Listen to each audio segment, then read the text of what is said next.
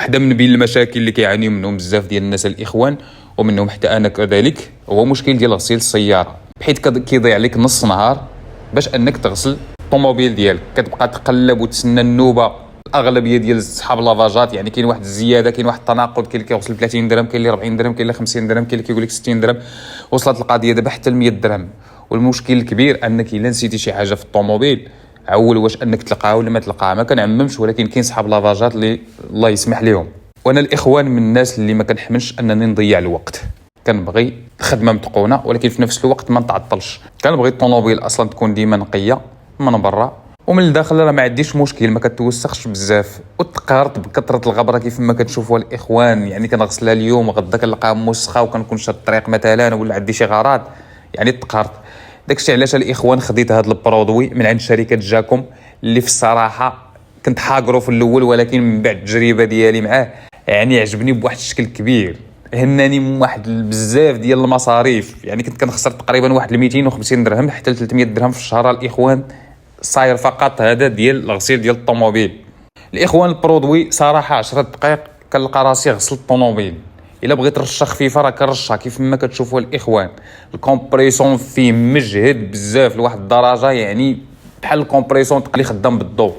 واقتصادي كذلك في الماء، 5 لتر يعني كتمكنك انك تغسل الطوموبيل ديالك، ترشها رشه مزيانه. غتشوفوا الاخوان التجربه ديالي مع البرودوي.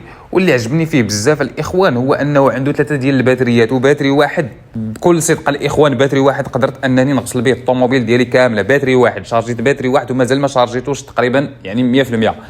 قدرت انه يغسل لي الطوموبيل ديالي كامله. وفي 5 ديال الريوسه الاخوان كيتباعوا الاخوان بحال هاد البرودويات الاخوان في السوق، ولكن بحال هذا يعني قليل فاش غطيح فيه الا من عند شركه جاكوم. كيف ما قلت لكم فيه 3 ديال الباتريات و5 ديال الريوسه، يعني فيها مختلف الاشكال كيف ما كتشوفوا الاخوان في الفيديو. كيف ما عجبك الغسيل باي طريقه باش ما حبت لك خاطرك.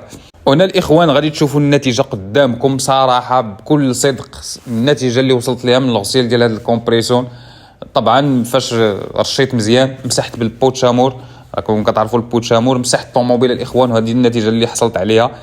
في ظرف تقريبا ما بين 10 دقائق حتى ربع ساعه لقيت راسي غاسل الطوموبيل ديالي بكل اريحيه وبلا صداع بلا نوبه بلا حتى حاجه.